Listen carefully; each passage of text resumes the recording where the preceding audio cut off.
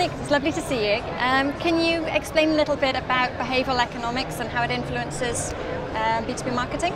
Yeah, so behavioural economics, in a nutshell, looks at the difference between what would appear to be the logically best answer in a situation and the answer that people actually give, or the decision they actually make, which doesn't always match that model.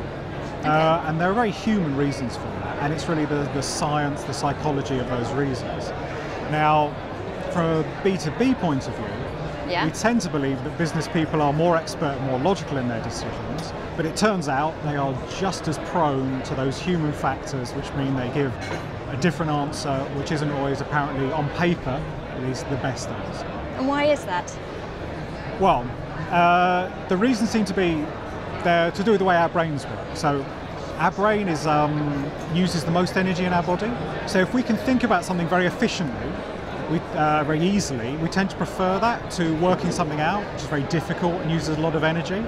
So we have lots of shortcuts for making decisions. So for example, there's what's called the recognition heuristic. So you just choose the most famous thing or the biggest thing or what you've heard of. Okay. And that's a very simple way of making a decision. So you buy IBM because they're famous, right? Whereas working out between all the computer companies in the world that could have your contract, that would take forever, right? And it'd be really exhausting and hard work. So we have a bias towards the simple, taking what we know over what we don't know, for example, even though that may not be the best decision. Doesn't that make us sound inherently lazy? I think we are inherently lazy in one degree, but also I think it's a sort of a miracle of human evolution that we've developed all these really brilliant ways of making incredibly quick decisions, which are by and large right most of the time. Human life demands that we're right most of the time, and we're never too badly wrong. Okay? And that's, I think, it's the interesting thing about brands in general, and in any marketplace. We all know that if you buy brands, you may not have got the best things you ever bought, but you've never got the worst. Yeah. And we get really bad things when we buy things we've never heard of before, or that are completely unbranded. That's when you have a truly disastrous experience. So it's making things predictable and safe and being slightly conservative. That's actually what our decisions are about. Because if you think in the most basic sense, our decisions are about making sure we're not eaten by a tiger on the savannah. So we want to make good, common sense decisions that keep us safe. And I think that's sort of hardwired into us. Well, in the B2B world, it's not always that we don't always have the clearest brand or the most known product. It can be quite an obscure thing that we sell, an obscure engineering product or whatever. So if we don't have the reliance on a brand, what should we as marketers do to help make people choose us and choose our products? So what people want to do, what everyone wants to do, is make a clear and confident decision that they can believe in and others can believe in. Okay. And the factors that go to make a confident decision tend to be that it feels simple, that you knew that there wasn't a better option, that you did due diligence but not too much. So we should try and help people make those decisions when they're choosing stuff where there's no brand involved per se. Okay. Because it's this thing where if you choose between, say, 3 engineering firms, you can probably be pretty sure you picked the right one.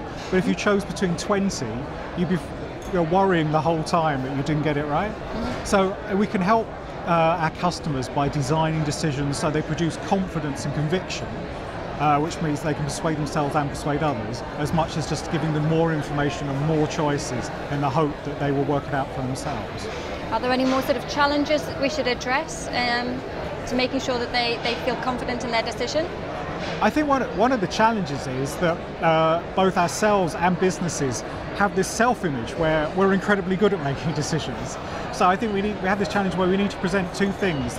We need to work with the decision people will actually make, which is a human decision, and the appearance of a business decision, which turns out is often not a very human decision. So people have two stories. There's what really happens and what they have to make people believe happened. Okay. And I think if you're smart, you help your customers negotiate both worlds or navigate both worlds. Okay, good, thank you. And there was one more example you gave from IBM in your presentation. Could you quickly just close on that example? Yeah, so the example I gave was IBM's Watson computer, which is a supercomputer. It's an example of big data, where the computer was designed to win the quiz show Jeopardy. Now, the number of people who can actually afford to buy that computer at the moment is relatively small. So at heart, it's a very targeted business-to-business proposition.